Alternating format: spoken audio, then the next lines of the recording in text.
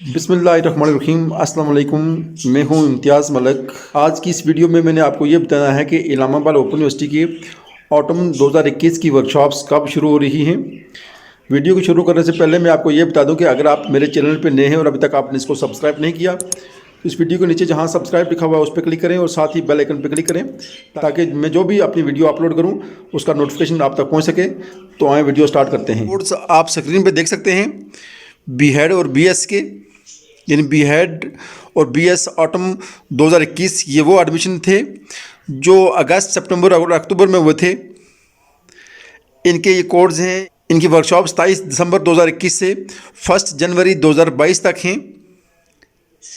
ये कोर्स इनकी तरतीब आप देख सकते हैं कि ये कोर्स इनकी वर्कशॉप्स 27 दिसंबर 2021 से शुरू हो रही हैं। ये तमाम कोर्स मैं आपको आपकी स्क्रीन पर दिखा सकता हूँ। आप LMS पोर्टल को चेक करके वहाँ भी अपना शेड्यूल चेक कर सकते हैं कि वहाँ आपका स्केड्यूल क्या है,